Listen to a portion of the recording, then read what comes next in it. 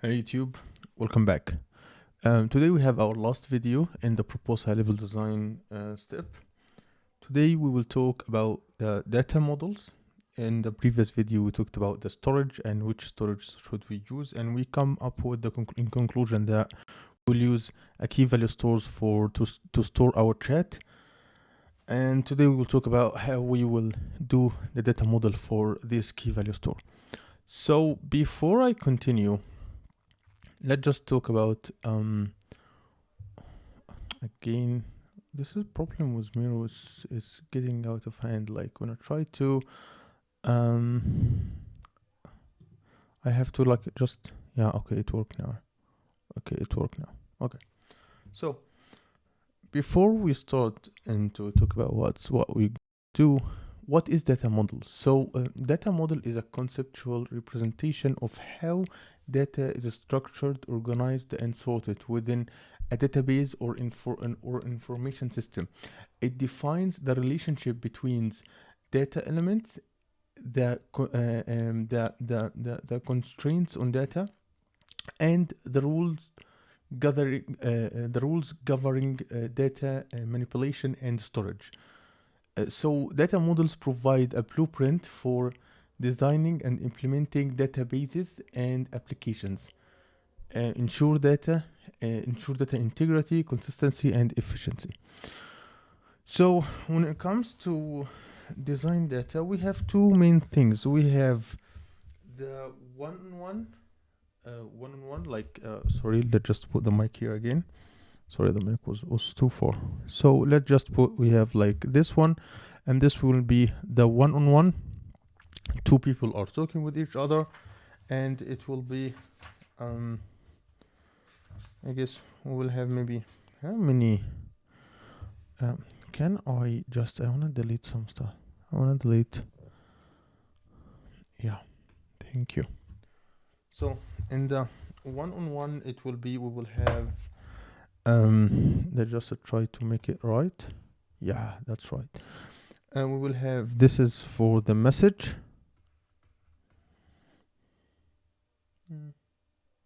Message. Oh, this should be E. Okay, my handwriting is not that good. I know. So let's just see what we have. We will have first of all the message ID. M is G ID. And we will have this will be, I guess, big integer.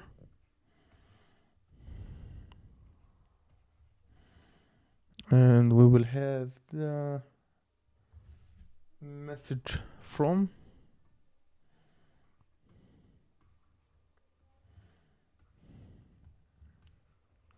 And this will be the big integer of the user ID also. Big integer. Oh, what I'm doing. Big integer. And I guess we will have maybe the message to also. If we have message from, of course we have the message to. And this will be also big integer.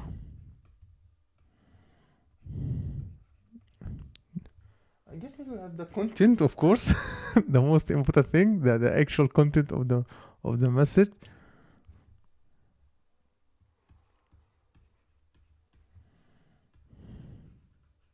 Okay, and this will be text, I guess, or string. We will have created it. This is the last one.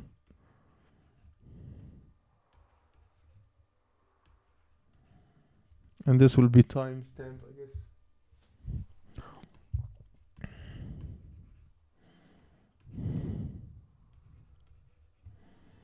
And I guess in the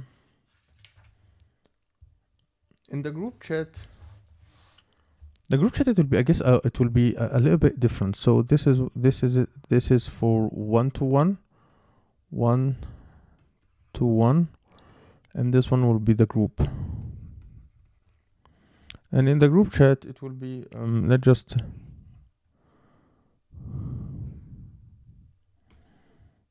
Oh, let's just to go back with this one. Yeah, thank you. We will have the channel ID. Like, let's say each group has a channel. We will treat each group as a channel, so just channel ID. Maybe we'll have the message ID also. MSG ID. Both of them will be big integers. Big init. And also here.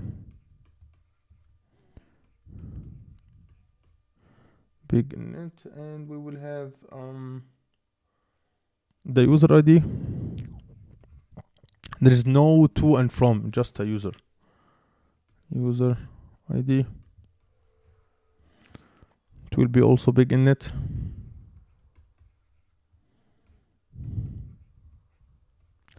And we will have the actual content.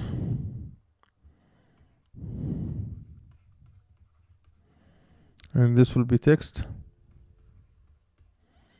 And we will have created it. Oh. Created it, and this will be timestamp. Okay, I'll try to be too fancy. Time.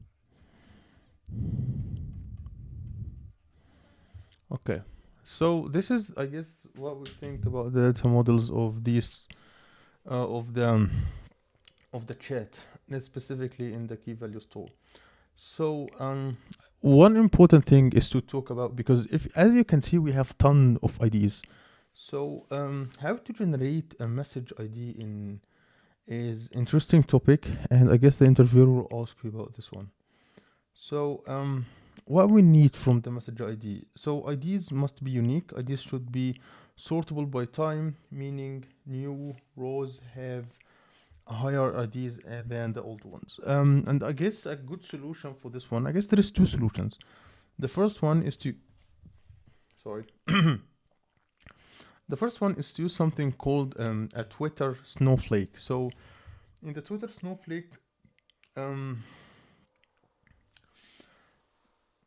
ID generation, it's a new way of generating IDs. So let's just try to see how it works. It's time, it's sortable by time, it's number, and it's sortable by time.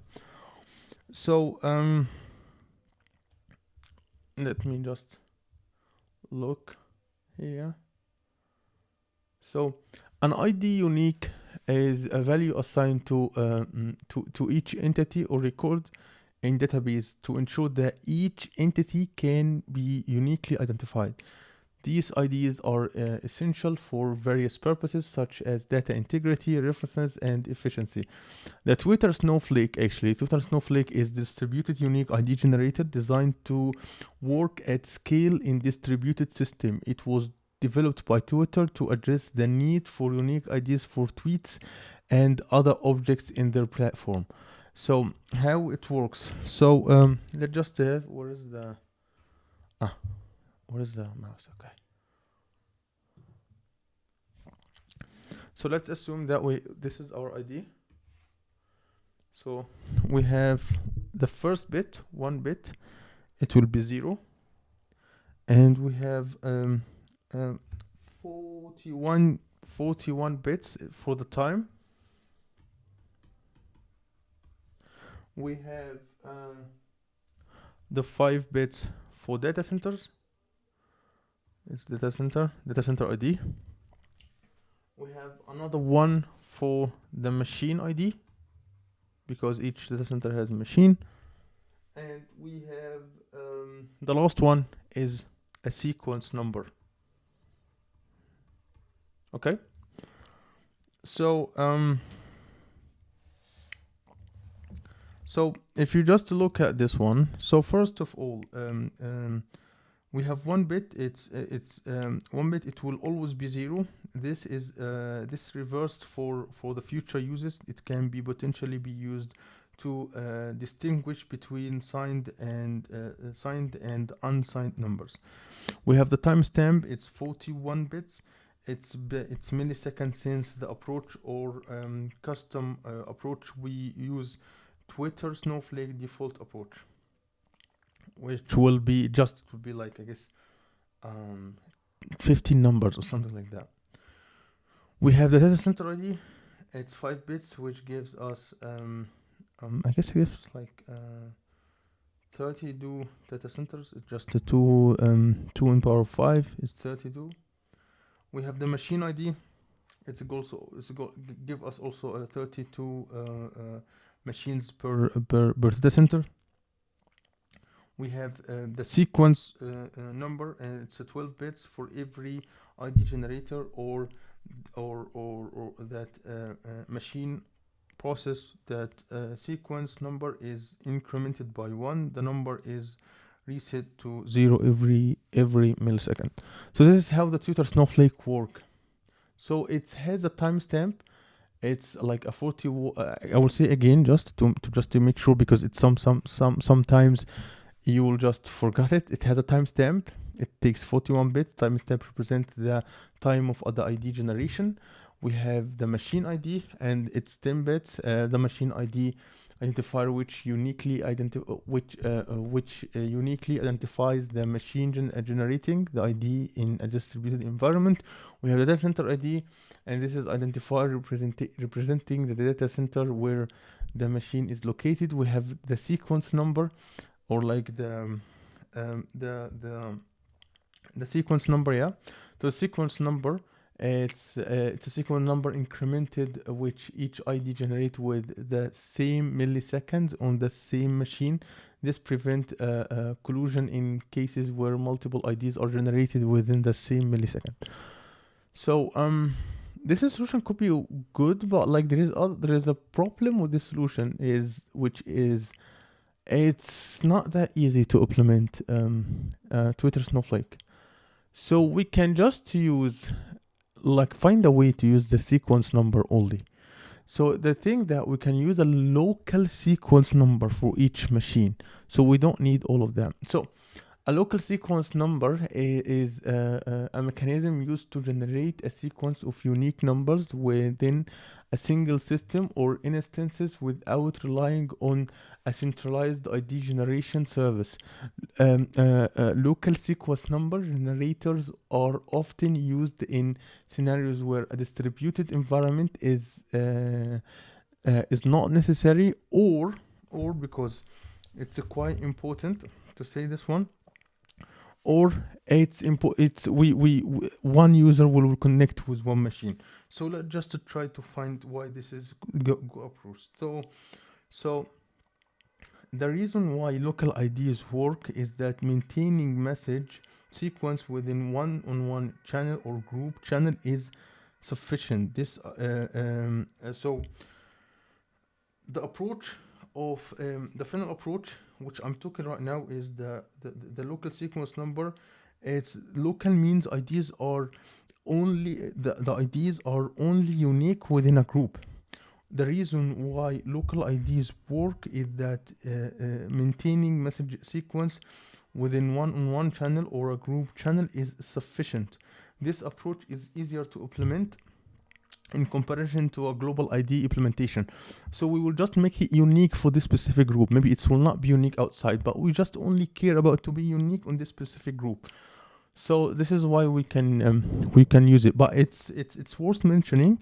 It's good. Also, we can use a global ID generating, but it has a problem like that. This one it's hard. It's really hard to implement, and it's really hard to code. So yeah. That's it for this video. I guess this is our last video in the high level design. Oh, it was too much. It's like 6 or 5 videos, I don't remember. And yeah, so that's it for this video. I hope in the next video we'll start in the deep dive. I guess the next video we'll